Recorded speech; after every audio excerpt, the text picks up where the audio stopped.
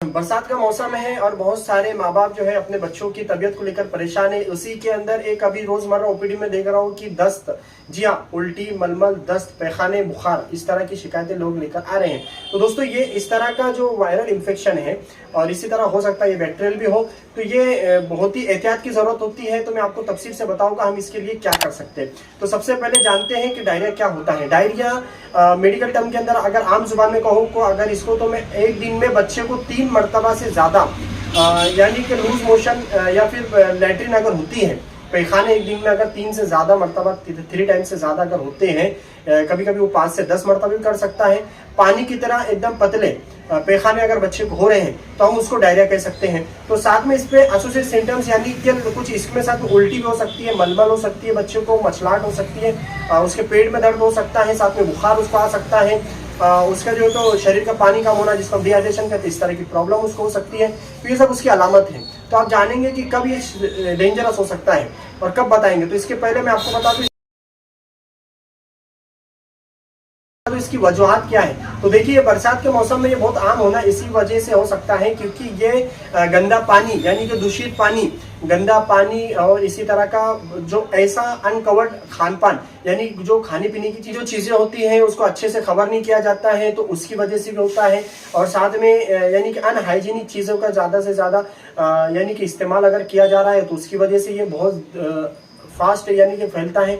इसी बैक्टीरियल या वायरल भी हो सकता है। वायरल की अगर बात करें तो इसमें रोटा वायरस एक अहम वजह बन सकता है। इसके अलावा दूसरे वायरस भी इसमें होते हैं। बैक्टीरियल की अगर बात करें तो बैक्टीरियल भी इसका कॉज हो सकता है। तो अगर लेकिन ऐसा देखा जाता है कि ये ज्यादातर वायरल ही होता है। जी हाँ, इसके लाइन ऑफ ट्रीटमेंट की तो सबसे पहले तो इसका जो लाइन ऑफ ट्रीटमेंट है, सबसे पहले तो अपने घर के अंदर हमको जिस तरह के अभी ये आंगनवाड़ी के थ्रू जो एक बहुत ही जबरदस्त एक नेटवर्क बनाया जा रहा है, लोगों को जागरूकता अवेयरनेस के लिए एक मुहिम चलाई जा रही है, वो मुहिम अभी शुरू होने वाली है। तो वो मुहिम के तहत भी बताया जा रहा है कि जिंक की जो टैबलेट ऑलरेडी आती है, उसके साथ में ORS का सैचेट आता है, तो वो बच्चों को दिया जाता है। शुरुआत में बच्चों को खान पान में चेंजेस होता है, पानी का बहुत ज्यादा इस्तेमाल उनको कराया जाता है। नारियल का पानी आप दे सकते हैं बच्चों को इस तरह, और साथ ही उन बच्चों को हाइड्रेशन रखने के लिए यानी कि ज्यादा से ज्यादा पानी पिलाकर यानी लिक्विड वाली चीजें ज्यादा ज्यादा देकर उसके हम हाइड्रेट रखने की कोशिश करें, ताकि बच्चा जो है तो डिहाइड्रेशन से बच जाए, पानी की किल्लत से बच जाए। इसी तरह साथ में उसको वीकनेस वगैरह भी आ जाती है, उसके लिए भी उसमें हेल्प हो जाती है ORS सॉल्यूशन में।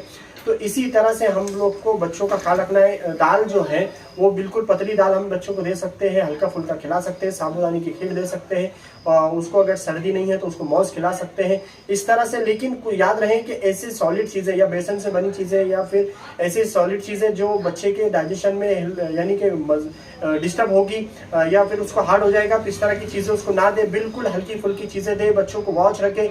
अगर कोई सीवियर कॉम्प्लिकेशन नजर आते हैं, पैखाने के साथ खून नजर आता है, कोई इसी तरह की दूसरी कोई ऐसी अलामत नजर आती है जो यानी कि डेंजरस अगर कोई साइन आपको नजर आ रही है, यानी कि बच्चा बहुत ज्यादा वीक हो गया या बच्चे के जो पैखाने बिल्कुल थमने का नाम ही नहीं ले रहे, या फिर टेम्परेचर बहुत ज्यादा हाई है, इस तरह बच्चे के अंदर अगर कोई प्रॉब्लम नजर आ रही है, तो फौरन आपको जो है डॉक्टर से कंसल्ट करना है।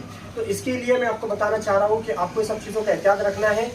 ये एक वायरल है, वायरल में ये सब कुछ होता ही है बच्चों को, लेकिन इसके लिए हम अपना घरेलू जो उपचार है उसको भी ध्यान रखें और अपने जो है तो डॉक्टर से जल्द कंसल्ट करें। इसके लिए भी जो भी डॉक्टर जो है तो फिर वो मेडिकेशन जो होते हैं उसमें देते हैं। तो इसी की वजह अगर कॉजेज की हम बात करें तो मैंने आपको बताया कि वायरल बैक्टीरियल आसपास के माहौल की चीज़ों की जो खराबी है, ये सब चीज़ें इसकी वजह बनती है। इसीलिए अपने सफाई का खास एहतमाम रखें।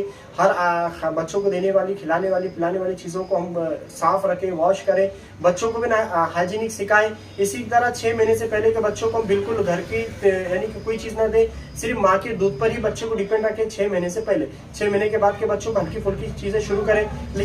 लेकिन देखा जाता है कि बहुत छोटे बच्चों को लोग क्या करते हैं, यानी कि 6 महीने से जो छोटे बच्चे हैं बिलो 6 मंथ, तो उनको खिलाना पिलाना शुरू कर देते हैं। बिल्कुल गलत आदत है। इसी की वजह से मोशन हो सकते हैं ज़्यादा से ज़्यादा, तो इससे बचना चाहिए। अगर बड़े बच्चे हैं तो उनको उनका डाइट जो है अपने डॉक्टर से पूछकर मशवरा करके अपने बच्चों को जो है तो डाइट या उनके खान पान पर ध्यान दें। इसी तरह से हम अपने आसपास का जो माहौल है उसको हम साफ रखें, पानी को साफ रखें और ORS का सोल्यूशन बच्चों को ज़्यादा से ज़्यादा दें। तो ये थे बच्चों में डायरिया होने के लक्षण, कारण और घरेलू उपचार और हम लोग क्या कर सकते हैं इस ताल्लुक से अहम जानकारी। आई होप आपको समझ में आया होगा। इसके अलावा अगर आपको कोई कंफ्यूजन है तो आप बिल्कुल कमेंट कीजिए, मैं उसका आपको जवाब दूंगा।